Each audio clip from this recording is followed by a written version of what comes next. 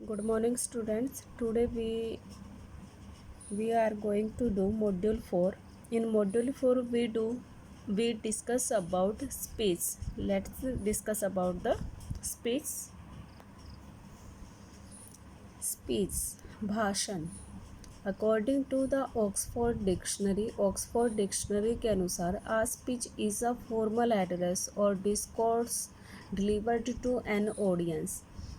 भाषण एक औपचारिक एड्रेस है और डिस्कोर्स डिलीवर या फिर प्रवचन या उपदेश जो हम अपने श्रोताओं को डिलीवर करते हैं, पहुंचाते हैं. A successful speech is one. एक सफल भाषण वह है that convey the speaker's message to the audience in an effective manner, जो अपने विचारों को यानी जो स्पीकर है, जो भाषण डिलीवर कर रहे हैं, वो अपने मैसेज को ऑडियंस के पास प्रभावपूर्ण तरीके से ले जाने में सक्सेस होता है. No matter what its form is, और इससे कोई फ़र्क नहीं पड़ता कि उसकी फॉर्म कैसी है, रूप कैसा है. A good speech contains 3 main parts. एक अच्छी स्पीच में 3 मेन पार्ट होते हैं. द इंट्रोडक्शन, पहले हम इंट्रोड्यूस कराते हैं अपने आप को. द बॉडी, उसके बाद जो हमने टॉपिक लिया है अपने भाषण का, उसके बारे में हम अपने विचार देते हैं. एंड द कंक्लूजन, और लास्ट में हम क्या देते हैं, निष्कर्ष निकालते हैं अपनी स्पीच का. The first is introduction. Introduction opens the speech with A greeting. Introduction में हम क्या देते हैं, अपनी जानकारी देते हैं, अपने बारे में बताते हैं या फिर ऑडियंस का अभिवादन करते हैं. And a self introduction by the speaker. इसमें स्पीकर अपने बारे में जानकारी देता है और ऑडियंस का अभिवादन करता है. It often seeks to draw the audience attention as well as sets up the context and purpose of the speech. और इसमें जो स्पीकर है वो ऑडियंस का ध्यान अपनी तरफ खींचता है, as well as sets up the context, और अपनी स्पीच के उद्देश्य और या फिर विषय को प्रस्तुत करता है. It helps the speaker establish his और हर क्रेडिबिलिटी एज अ स्पीकर, और इससे स्पीकर को मदद मिलती है ऑडियंस की विश्वसनीयता की या फिर उसको विश्वास दिलाने की. And create a direct contact with the audience, और उसका ऑडियंस के साथ एक डायरेक्ट कांटेक्ट क्रिएट हो जाता है. It may also be a preview of all the major ideas a speaker has to present. और ये एक प्रीव्यू है. प्रीव्यू होता है ये हमारी स्पीच का, जो स्पीकर प्रेजेंट करता है उस अपने मुख्य विचारों को. You can also open your speech in a dramatic way. हम अपनी स्पीच को एक नाटकीय ढंग से भी प्रस्तुत कर सकते हैं. By sharing an anecdote. Anecdote होता है कोई छोटी कहानी, किसी छोटी सी घटना का वर्णन करके. गिविंग एन एग्जाम्पल, या फिर कोई एग्जाम्पल दे के. सीटिंग अ क्योटेशंस, या फिर विचार अपने क्योटेशंस होता है लयबद्ध तरीके से कोई भी छोटी सी पंक्ति या फिर पोएम सुनाकर. कोटिंग सम स्टैटिक्स, या फिर आंकड़े. और रेफरिंग टू रिसेंट इंसिडेंट और अ पीस ऑफ न्यूज़, या फिर कोई अपनी जो हमारी स्पीच का विषय है उसके बारे में कोई घटनाओं के बारे में जानकारी देकर, या फिर न्यूज़ का कोई पीस सुनाकर. इसमें जो स्पीकर है ऑडियंस का ध्यान अपनी तरफ अट्रैक्ट करता है. After that the body. The body of the speech contains the key points a speakers wants to convey to the audience. इसमें वो सभी मुख्य पॉइंट्स होते हैं बॉडी में जो स्पीकर अपने ऑडियंस को सुनाना चाहता है या फिर देना चाहता है. Each of the key points is supported with arguments, examples, details, definitions, descriptions, comparisons, statistics, quotations. और प्रत्येक जो हमारा मुख्य पॉइंट होता है वो सपोर्ट होता है हमारे आर्ग्यूमेंट से, यानी कि जिस विषय पर हम थोड़ी सी बहस कर सकते हैं, एग्जाम्पल उदाहरण दे सकते हैं, बॉडी में वृतांत वर्णन दे सकते हैं किसी चीज़ का, या फिर डेफिनेशंस या फिर परिभाषाएं दे सकते हैं, डिस्क्रिप्शन वृतांत सुना सकते हैं, कंपैरिजन तुलना कर सकते हैं, आंकड़े दे सकते हैं, या फिर कोटेशंस या फिर प्रमाण। ये सभी हमारे स्पीच की बॉडी में आता है। After that the conclusion. Conclusion means होता है निष्कर्ष या फिर जो भी हमने अपनी स्पीच दी है उसका कंक्लूजन में एक पूरा निचोड़ होता है। मेन पॉइंट्स को हम इसमें राइट करते हैं। The conclusion brings a speech to a close. यह क्लोज करने के लिए होता है conclusion. It is usually a summary of all major points that a speaker has made. और इस समरी में हम मुख्य पॉइंट्स को रखते हैं जो स्पीकर के पास होते हैं। Such a summary often employs the keywords और phrases that have been used in the introduction and the body. और इसमें उन सभी वर्ड्स का या फिर फ्रेज का यूज़ किया जाता है जो हमने अपनी इंट्रोडक्शन या फिर बॉडी में राइट की हैं। टू मार्क द कंक्लूजन को मार्क करने के लिए द स्पीकर में रेज द ऑडियंस अवेयरनेस। इसमें स्पीकर ऑडियंस को जागरूक करने का प्रयास करता है, मोटिवेट करता है टू थिंक सोचने के लिए, एंड एक्ट और कार्य करने के लिए, वार्म और कॉशन दैम या फिर उन्हें चेताता है, for give them some hope या फिर उन्हें आशा देता है, and take leave of them by saying thank you और अपने भाषण को समाप्त करता है थैंक यू कहकर। Page number 157 there is a layout of a speech increasing population, यानी इट मीन्स बढ़ती हुई जनसंख्या के ऊपर है। हम इस स्पीच को एक रिव्यू लेंगे।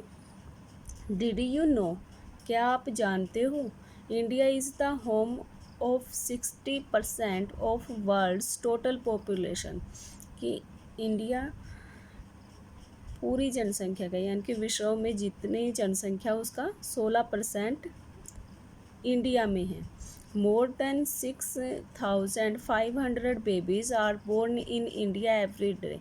इसके अलावा भारत में प्रत्येक दिन 6500 बेबी जन्म लेते हैं या उससे ज़्यादा। 1 out of every 7 persons is an Indian.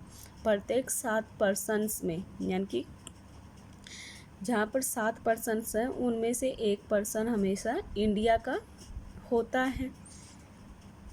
This is the introduction या ओपनिंग। हम इस वे में अपना इंट्रोडक्शन करते हैं या फिर ओपनिंग हम कर सकते हैं अपनी। इट इज़ ड्रामेटिक और सरप्राइजिंग प्री स्पीच क्योट। और इसमें उसने किसका यूज़ किया, क्योट्स का या फिर डाटा का, एंसीडोट का, to draw the attention of the audience. और इसमें ऑडियंस के अटेंशन को अपनी तरफ किया जाता है। And to set up the speech, और हम अपनी स्पीच को प्रस्तुत करते हैं उनके सामने। After that good morning everybody, ये एक फॉर्मल एड्रेस है, औपचारिक वे में। After formally by addressing and greeting the audience including the chief guest, organizers and fellow speakers। इसमें हम उन सभी का अभिवादन करते हैं, अपनी ऑडियंस का अभिवादन करते हैं, चीफ गेस्ट का करते हैं, ऑर्गेनाइजर्स जिन्होंने उसको ऑर्गेनाइज किया है, एंड फेलो स्पीकर्स या फिर जो उसके साथ में स्पीच प्रस्तुत कर रहे हैं उन सब का हम अभिवादन करते हैं फॉर्मल एड्रेस में। After that today as we celebrate world population day, जैसे कि आज हम विश्व जनसंख्या दिवस को सेलिब्रेट कर रहे हैं। Let's ponder over the ever increasing pressure of population our country is facing. और आज हम विचार करेंगे हमारे देश की बढ़ती हुई जनसंख्या के ऊपर हम विचार करेंगे, जो हम आज के समय में फेस कर रहे हैं। This is announcement of the topic. इस तरह से हम अपने टॉपिक को अनाउंस करते हैं। Clearly mention the topic. हमारा जो टॉपिक है वो बिल्कुल स्पष्ट रूप से मेंशन किया जाता है। The context and the occasion on which you are going to speaks. और इसमें जो हमारा विषय है एंड द ओकेज़न, या फिर कोई ओकेज़न है, उसको हम स्पष्ट रूप से अपनी स्पीच में लाते हैं या फिर उसके बारे में बताते हैं। Why is there such an explosion of population. जनसंख्या विस्फोट क्यों है? वेल आई थिंक, मैं सोचता हूँ, the main cause in this extra ordinary growth is our victory against death and disease. कि बढ़ती हुई जनसंख्या का जो कारण है वो हमारी मृत्यु के प्रति विजय या फिर बीमारियों के प्रति या बीमारियों की रोकथाम है। इस तरह से हम इसमें बॉडी में अपने सभी विचार प्रस्तुत करते हैं। Our ability to control communicable disease like malaria, smallpox, cholera has steadily brought down the death rate. हमारी जो योग्यता है इन कम्युनिकेबल डिसीज़ को कंट्रोल करने की, जैसे कि malaria, smallpox, cholera, has steadily brought down the death rate, उससे हमारी जो मृत्यु दर है वो गिर गई है, उसमें गिरावट आई है। While the birth rate has remained the same, जबकि जो हमारी जन्म दर है वो बिल्कुल सेम है, पहले की तरह ही है। अपार्ट फ्रॉम दिस, इसके अलावा ignorance and literacy are other reasons that add to this problem. इसके अलावा अज्ञानता और अनपढ़ता भी इसका प्रमुख कारण है, जो इस प्रॉब्लम में ऐड होती हैं, इसके कारणों में आती हैं। Ignorant people generally have a large number of children. जो अज्ञान होते हैं, जिन्हें समझ नहीं होती, उनके पास बच्चों उनके पास काफ़ी बच्चे होते हैं। Who for them are gifts of God, और वो उन्हें क्या मानते हैं? भगवान का gift. They fail to understand that every new child would need more to eat, more to feed and more space to live। लेकिन वो यह समझने में सफल नहीं हो पाते और फेल हो जाते हैं कि प्रत्येक नए बच्चे को खाने की या फिर पालन पोषण की और रहने के लिए स्पेस की ज़रूरत होती है।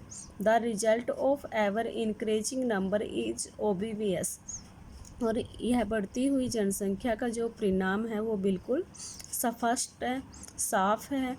There is wide spread unemployment, poverty, half starvation and literacy beside homelessness.